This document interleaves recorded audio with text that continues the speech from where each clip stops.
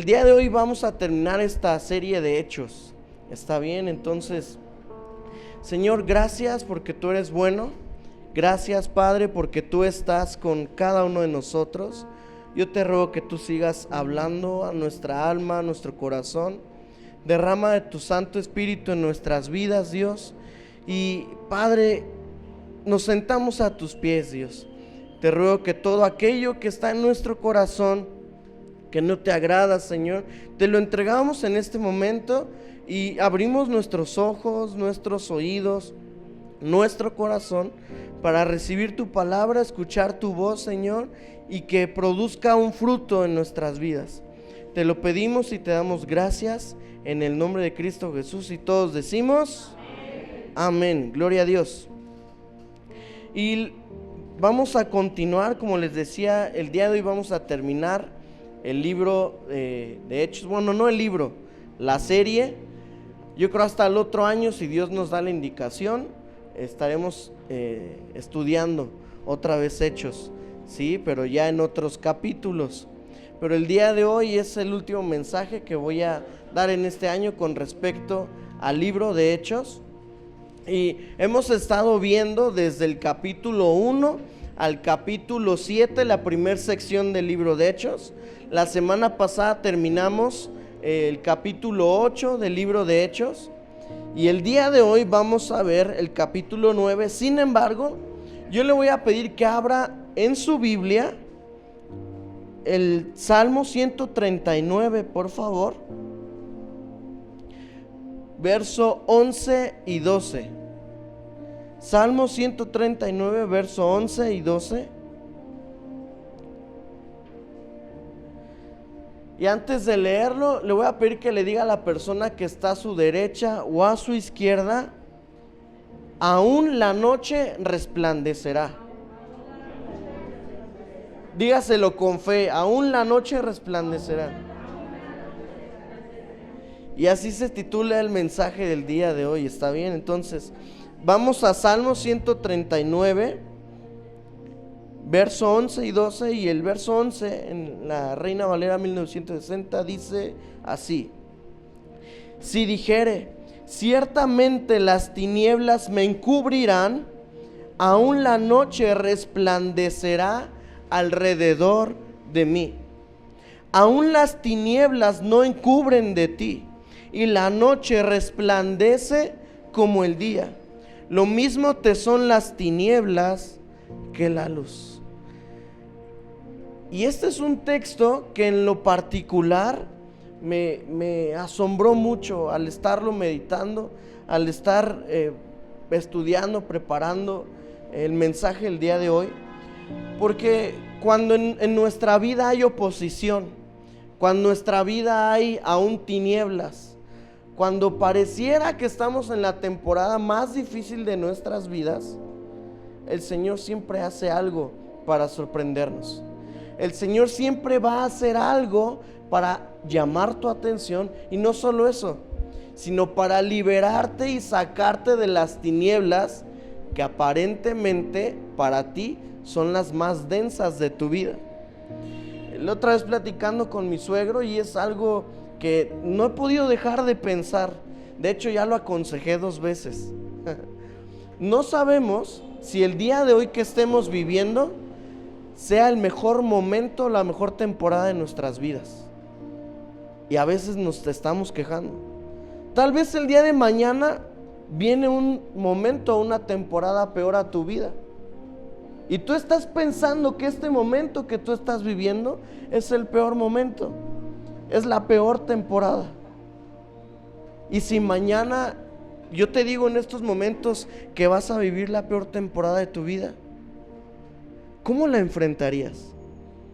Al mismo tiempo, viene a mi mente este texto cuando, terminando el verso 12, dice la Escritura: lo mismo te son las tinieblas que la luz.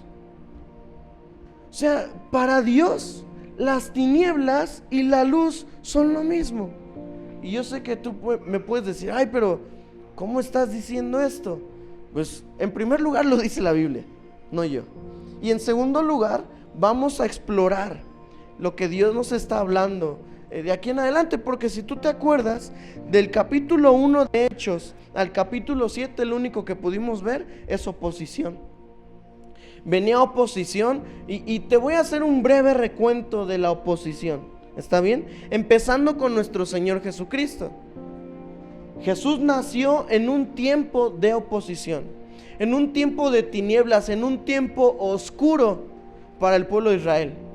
Vaya, eran esclavos, entre comillas, eran libres, pero en realidad el imperio romano los estaba subyugando. Ellos no eran libres, ¿cierto? Luego nace Jesús y ¿qué sucede? Lo quieren matar. Tanto que no lo encontraron y entonces matan a todos los niños menores de 2 años para abajo. ¿Cómo ves? Luego Jesús crece. Cuando Jesús comienza su ministerio, enseguida el Espíritu, dice la Biblia que el Espíritu lo impulsa al desierto. Y el desierto sabemos que no es nada fácil. De hecho fue donde el diablo tentó a Jesús. Esto nos habla de una temporada muy difícil para el Señor Jesús. Sin embargo, Él la soportó, ¿cierto? Y luego ya cuando comienza su ministerio, ¿qué sucede? Se levanta una oposición tal, y escucha bien lo que te voy a decir, una oposición tal que lo mata. Porque esa es la verdad. Aquellos que se opusieron ante Jesús, lo mataron. Esa es la verdad. Lo mataron. Tú y yo al día de hoy sabemos que Jesús resucitó y por eso tenemos paz y esperanza. Pero la realidad es que la oposición fue tan fuerte para Jesús que hasta lo mataron. ¿Te imaginas? Gracias al poder de Dios, Jesús resucitó, ¿cierto? O sea, hasta este momento de la vida de Jesús vemos crecimiento, oposición, crecimiento, oposición, crecimiento, oposición, y así continuamos, ¿cierto? Y luego Jesús muere, resucita. Cuando resucita, me encanta porque sus discípulos ya se habían desanimado a tal punto que algunos habían vuelto a su trabajo anterior, como volver a ir a pescar. Ya no querían literalmente hacer nada porque su maestro había muerto. Y entonces Jesús se les aparece muchas veces. En aproximadamente 40, 50 días estuvo con ellos después de él haber muerto. Imagínate. Esto que provoca que llena de poder a todos los discípulos, ¿cierto? Porque la Biblia dice que en Hechos 1 Jesús les dijo que se quedaran ahí y que iban a recibir poder, y cuando viniera ese poder sobre ellos iban a ser testigos en Jerusalén, en Judea, en Samaria y hasta lo último de la tierra. Y eso aconteció, ¿cierto? Sin embargo, en ese mismo momento se levanta más oposición. Y comienza a levantarse oposición tras oposición tras oposición. Lo vemos de Hechos 1 a Hechos 7. Tanto que a uno de los servidores en la iglesia lo mataron a pedradas. ¿Cierto?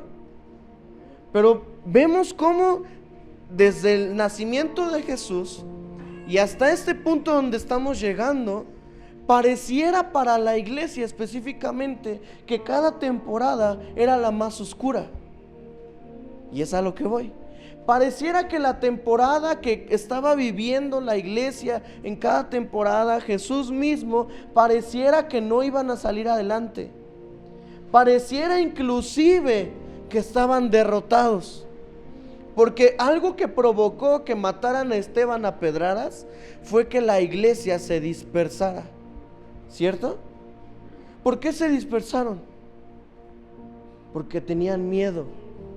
Se dispersaron porque ellos pensaban que los iban a matar a todos. Se dispersaron porque ya no encontraban una solución. Se dispersaron porque pensaron que habían destruido el movimiento de Jesús. Por eso se dispersaron. Esa es la realidad. Y eso es lo que nos dice la Biblia. Se dispersaron. Y entonces en esa dispersión, lo único que provocó el diablo con eso fue que el reino de Dios se extendiera. ¿Sabes por qué? Escucha lo que te voy a decir. Porque las tinieblas le sirven a Dios. No hay tinieblas que provoque que la obra de Dios se detenga. No las hay, no existen. Por eso Jesús dijo que el poder del infierno, el poder de las tinieblas, el poder del Hades no iban a prevalecer en contra de la iglesia. Porque no existe tinieblas que prevalezcan en tu contra y en mi contra. Fíjate lo que te acabo de decir. Eso quiere decir que si tú y yo formamos parte de la iglesia, del cuerpo de Jesucristo, no hay tinieblas que nos puedan detener. Sin embargo, qué difícil es la vida. Sin embargo, qué difícil es cuando estás teniendo esta situación en casa. Qué difícil es cuando te estás enfrentando a esta situación con tus hijos. Cuando te estás enfrentando a una crisis económica. Cuando todo se te junta. Qué difícil, ¿verdad? Y entonces ahí es donde podemos decir, oye Señor, pues fíjate en mi hermano, ¿no? Yo ya estoy muy quemado, ya ahorita, por favor, ya otro problema, no, Señor. Y pensamos que las tinieblas que estamos viviendo en esta temporada de nuestras vidas son más fuertes que nosotros, a tal punto que muchas veces eso provoca lo mismo que provocó en la iglesia de esa temporada, que nuestro corazón se disperse.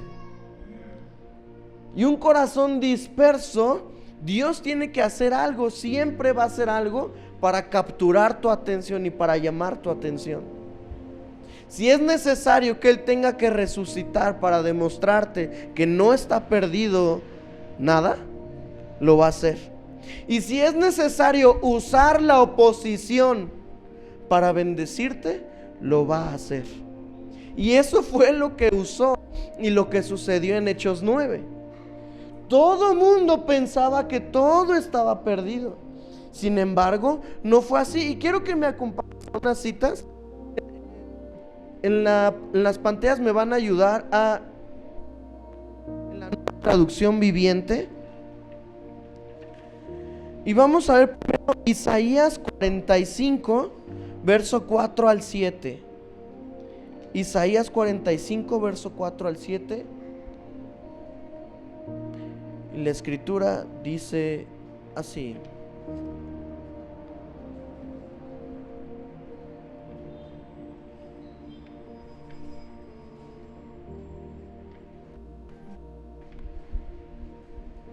Listo. Isaías 45, verso 4 al 7. Y dice, ¿por qué te he llamado para esta tarea? Es una pregunta. ¿Por qué te llamé por tu nombre cuando no me conocías? Es por amor a mi siervo Jacob, Israel, mi escogido. Yo soy el Señor, no hay otro Dios. Te he preparado, ¿para qué? ¿Qué dice ahí la escritura? Te he preparado para la batalla, aunque tú ni siquiera me conoces. ¿A alguien se le hace familiar esta cita? Te he preparado para la batalla, aunque tú ni siquiera me conoces. Verso 6. Para que el mundo entero, desde el oriente hasta el occidente, sepa que no hay otro Dios. Fíjate, el verso anterior dice, te he preparado para la batalla, para que el mundo entero, desde el oriente hasta el occidente, sepa que no hay otro Dios. Yo soy el Señor y no hay otro. Yo formo la luz y creo que las tinieblas. Yo envío los buenos tiempos y ¿qué? Los malos. Yo el Señor soy el que hace estas cosas. Ahora ya me estás entendiendo un poquito mejor, ¿verdad? Porque el Señor aquí me está diciendo que la batalla Él la diseñó para que los demás vean que Él es poderoso. Pero esa batalla la tenemos que luchar tú y yo. Y el luchar batallas no es nada fácil. A mí me gustan mucho las películas, sobre todo de guerra medieval. Eso sí eran guerras, ¿no? Pues ahora es, entre comillas, más difícil en el sentido que hay más muerte y más destrucción por las armas, pero las mismas armas lo hacen, entre comillas, más fácil, ¿no? Sin embargo, en la antigüedad era enfrentarte cuerpo a cuerpo, aunque era ejército contra ejército. Y si el ejército que venía no tenía una buena estrategia, no tenía una buena idea de cómo luchar contra su adversario, perdían. Aunque fuese el ejército contrario mayor, pero si no había una buena estrategia de guerra, perdían. Y siempre tú vas a poder ver en esas batallas épicas que nadie sale limpio, nadie. Era común que los reyes aún pelearan esas batallas. Nadie sale limpio en esas batallas, nadie. Entonces, si las batallas que estamos luchando hoy en día, Dios las diseñó para que todos los demás puedan ver que Él es el Señor, esto quiere decir que tú y yo no vamos a salir limpios. Pero también quiere decir que no estamos solos, porque somos un ejército, ¿sí? Y no es como ahora de que, dejamos a Ale pelear solita las batallas. No, ahora peleamos con Ale las batallas. De eso se trata, o esa es la idea de Dios, ¿sí? Y no solo eso, sino que dice, fíjate cómo primero nos habla de las batallas y después el Señor nos está diciendo que Él creó la luz y las tinieblas también. En otras versiones escuchaba que dice que la adversidad. ¿Cuánta adversidad y oposición hay en tu vida o estás enfrentando en tu vida? Dios está permitiendo esa adversidad para que tú luches como un buen soldado de Jesucristo, lo dice el apóstol, ¿cierto? Entonces, de esa manera, tú y yo nos podremos enfrentar y ser valientes porque entendemos que Dios está permitiendo todo lo que está sucediendo en nuestras vidas para que Él sea glorificado. Ni siquiera dice para que tú y yo seamos valientes, porque y aprovecho para decirlo, porque se ha levantado una cultura en la iglesia en donde se dice que las dificultades son para que tú te formes y te fogues. Pero eso no dice la Biblia. Lo que dice la Biblia es que las dificultades, las batallas, los problemas, las luchas son para que Dios sea glorificado en ti y a través de ti. Eso sí dice la Biblia. Obviamente vas a crecer en las dificultades, porque un asunto que no sabías tratar, ahora ya vas a tener la sabiduría para poder tratarlo. Pero si no hay lucha, si no hay batalla, ¿cómo vas a saber cómo tratarlo? Entonces, no es más importante la formación que se está produciendo en ti, es más importante la obra de Dios, el objetivo de Dios. Porque si tú te acuerdas en la vida de Job, por ejemplo, Job nunca se enteró por qué le habían pasado tantas cosas. Pero lo que sí se enteró fue que ahora conocía mejor al Señor. ¿Te das cuenta? Porque dice Job, hablaba cosas demasiado maravillosas, cosas que no comprendía. De oídas te había oído, mas ahora mis ojos te ven, ahora te conozco. Fíjate, cuánta lucha en la vida de Job. Y nunca se le dijo para qué. Pero sí entendió que ahora conocía más al Señor. ¿Me explico? Ahora acompáñame a Daniel 2:21 al 22, igual en la Nueva Traducción Viviente. Daniel 2:21.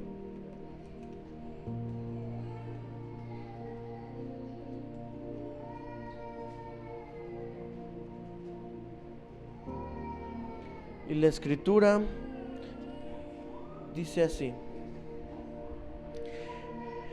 Él controla el curso de los sucesos del mundo.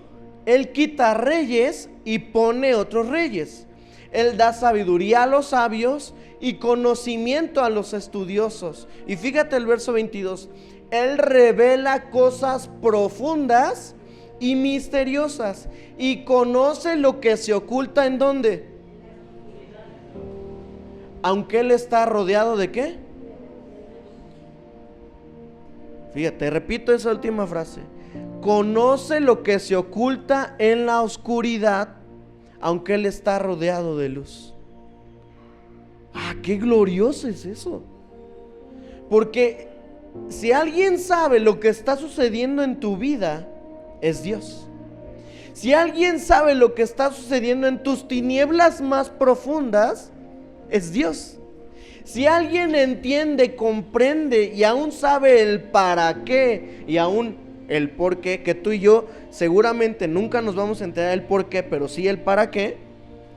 Si alguien lo sabe, ese es Dios. Va a llegar un momento en que te sea revelado esa profundidad, como lo dice ahí en Daniel.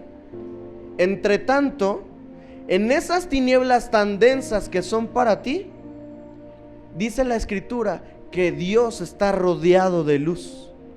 ¿Qué sucede cuando la luz viene a las tinieblas? Desaparecen las tinieblas. Eso es la luz. ¿Qué sucede cuando hemos visto en algunas películas que se cae todo el monte y se quedan atrapados y entonces se ve todo oscuro, ¿cierto? Y en eso siempre hay una lucecita de esperanza. Pero desde que esa lucecita de esperanza sale, ya no hay oscuridad. Ya se te comienza a trazar un camino. Por eso la Escritura dice en Salmo 119, 105, lámpara es a mis pies tu palabra y lumbrera mi camino. O sea, es una linterna en medio de la oscuridad de este mundo que estamos viviendo. Entonces, si alguien quiere saber qué ocurre en las tinieblas, es Dios. Si no quiere saber, si alguien sabe qué ocurre en las tinieblas, es Dios. Acompáñenme a Primera de Juan, capítulo 1, verso 5. Primera de Juan, capítulo 1, verso 5. Y dice así: este es el mensaje que oímos de Jesús y que ahora les declaramos a ustedes. ¿Y qué te parece si lo lees conmigo? Ahí están las pantallas. Dios es luz y en Él no hay nada de oscuridad. Vamos a leerlo una vez más juntos. Dios es luz y en Él no hay nada de oscuridad. Qué gloriosa es esta escritura que estamos leyendo y cómo Dios nos está abriendo nuestro entendimiento. Lo que para ti es tinieblas, para Dios es... Fíjate, te lo voy a dar más masticado. Lo que para ti es tinieblas, para Dios es una oportunidad para bendecirte. Lo que para ti es tinieblas, para Dios es una oportunidad para bendecirte, para hacerte crecer. Es una oportunidad para que veas la luz, para que veas ese rayito de esperanza y que sepas que no está perdido nada. Porque te apuesto, no sé y no me gustaría vivirlo, pero te apuesto que si en algún momento quedo atrapado alrededor de escombros y veo una luz, voy a hacer todo lo posible, todo lo que esté en mis fuerzas. Voy a gastar inclusive mis fuerzas para salir hacia esa luz. Imagínate las personas que se quedaron atrapadas en un terremoto. Estoy plenamente seguro, por ese espíritu de supervivencia y de ser más que vencedores que Dios ha depositado en nosotros, estoy seguro que esas personas que se han quedado atrapadas han hecho todo lo que está en sus fuerzas para querer salir. Ahora que se cayó el metro, las personas hicieron todo lo posible para querer salir. No podían, pero salieron. Algunas no. Pero ¿a qué voy con esto? Que cualquier tiniebla para ti, aunque sea más densa, para Dios es una oportunidad. Cuando nosotros lo vemos todo perdido, Dios dice, esto es el comienzo. Dice en Isaías, hay un texto que me encanta, que Dios me daba al principio que estábamos plantando la congregación. Dice, he aquí yo hago cosa nueva, pronto saldrá a la luz, ¿acaso no la conocerán? Así lo dice la Escritura. O sea, en medio de cualquier tinieblas, Dios está haciendo algo nuevo en nuestras vidas. ¿Te acuerdas de la bendición sacerdotal? ¿Sí? ¿Sí te acuerdas o no? En Números. Jehová te bendiga y te guarde y haga ¿qué? ¿Por qué el Señor hará o querrá hacer resplandecer luz constante? Dice que haga resplandecer su rostro sobre ti. Porque estamos tan acostumbrados a vivir en tinieblas que Dios lo único que quiere hacer es llenarnos y rodearnos de su luz. Él lo único que quiere hacer es que su luz resplandezca en medio de las tinieblas. Por eso Jesús, cuando vino a esta tierra y se presentó y vivió en un mundo de caos, en un mundo de oscuridad, en un mundo de tinieblas, dijo: yo soy la luz del mundo. Por eso en Génesis capítulo 1, en donde se hizo la creación, dice la Escritura, y dijo Dios sea la luz, ¿cierto? Y se hizo la luz. Nosotros pensamos que se hizo el sol y la luna, pero no, porque versos después dice que Dios creó las lumbreras, que Dios creó el sol y la luna. ¿A qué luz se está refiriendo? En primer lugar, se refiere a la gloria de Dios. Y esa es la luz que Dios quiere hacer resplandecer sobre ti. Esa luz que nos habla en Génesis, cuando Jesús dice, yo soy la luz del mundo, Jesús está diciendo, yo soy la gloria de Dios para este mundo, para esta tierra. Cuando Dios está diciendo ahí en Salmo 139, lo mismo me son las tinieblas que la luz, porque no hay tinieblas que puedan apagar esta luz. Dios está diciendo que la gloria de Dios es una potencia que jamás nada ni nadie podrá detener. Fíjate cómo tenemos que perseguir. Ahora, ahí te voy a dejar una semillita, porque dice en la Escritura que nosotros somos la gloria de Dios. Y no solo eso, sino dice que Jesús declaró sobre nuestras vidas: ustedes son la luz del mundo. En otra escritura, en el Nuevo Testamento, dice que somos luminares. Entonces fíjate cómo la Escritura nos está hablando. Ahora sí, acompáñame a Hechos 9 y vamos a leer únicamente del verso 1 al 9. Y vamos a ver qué pasa cuando las tinieblas y la oposición se topan con la luz. ¿Está bien? Ahora sí voy a usar Reina Valera. Y dice el verso 1 de Hechos 9: Saulo, o sea las tinieblas, o sea la oposición, respirando aún amenazas y muerte contra los discípulos del Señor. ¿Cuántos discípulos hay aquí? Hay un Saulo persiguiéndote. Vino al sumo sacerdote, verso 2, y le pidió cartas para las sinagogas de Damasco, a fin de que si hallase algunos hombres o mujeres de este camino, los trajese presos a Jerusalén. ¿Cuántos discípulos del Señor Jesús hay aquí? Te quieren llevar preso desde tu corazón. Verso 3: mas yendo por el camino, aconteció que al llegar cerca de Damasco, repentinamente le rodeó un ¿qué?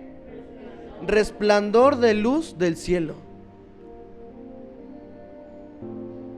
Le rodeó un resplandor de luz del cielo. Y fíjate qué provoca cuando las tinieblas, la oposición, Saulo se topa contra la luz. Dice, y cayendo en tierra, oyó una voz que le decía: Saulo, Saulo, ¿por qué me persigues?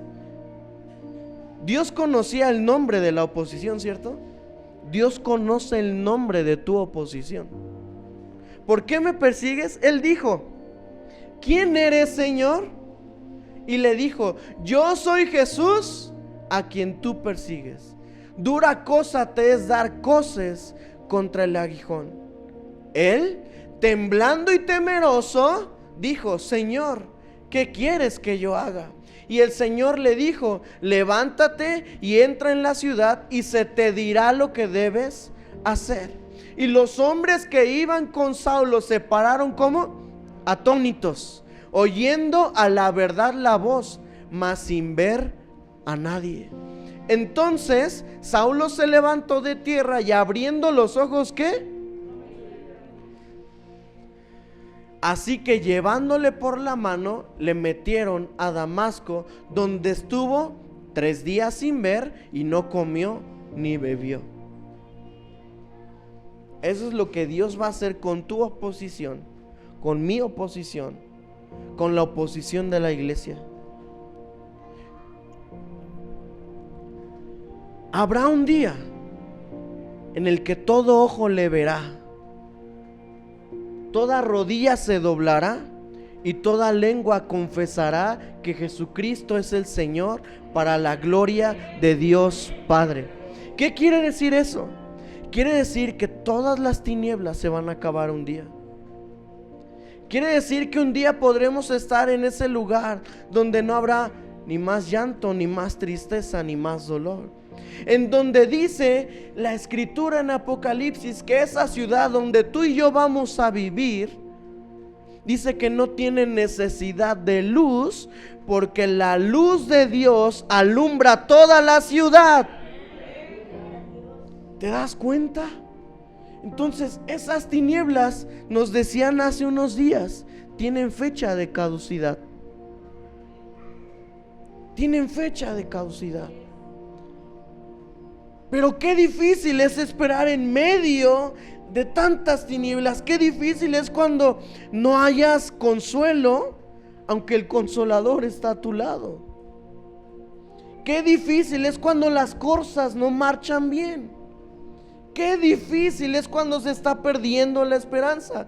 Pero dime tú, nadie, absolutamente nadie, veía venir cómo Dios iba a derrotar la oposición y las tinieblas en ese momento.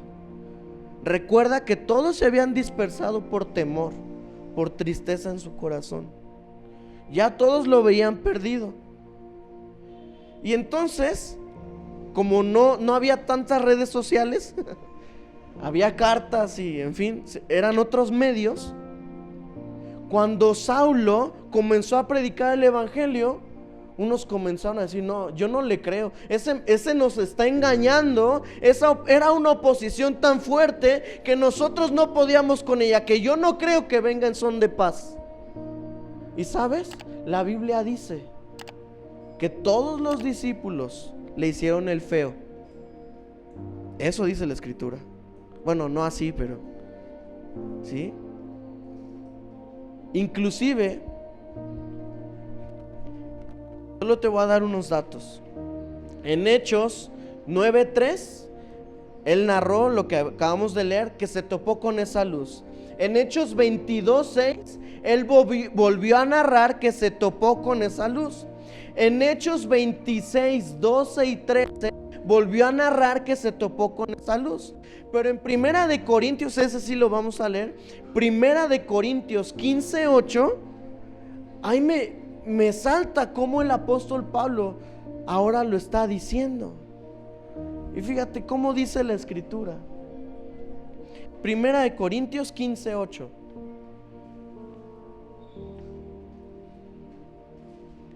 Dice: y al último de todos, como a un abortivo, me apareció a mí. Fíjate, lee bien. Dice: y al último de todos, como un abortivo, me apareció a mí. Para ti tal vez no tenga sentido, pero aquí el contexto de esta escritura es que el apóstol Pablo está mencionando que Pedro lo vio, que los discípulos vieron a Jesús, que ellos caminaron con Jesús. Y fíjate cómo se considera ese Saulo que era oposición. Saulo se considera a sí mismo un abortivo.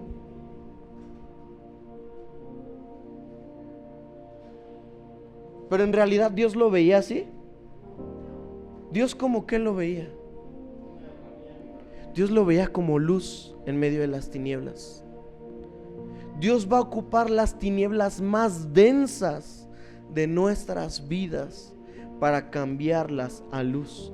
Porque cuando tú y yo no podemos ver, así como Saulo, que cuando se topó con esa luz, ¿qué sucedió? No podía ver nada. Y eso muchas veces pasa en nuestras vidas. Cuando nos topamos con esa luz, no entendemos lo que Dios está haciendo en nuestra vida, en nuestro matrimonio, con nuestros hijos, en nuestro corazón. ¿Por qué murió este? ¿Por qué murió aquel? ¿Por qué está sucediendo esto? ¿Por qué me pasa esto a mí?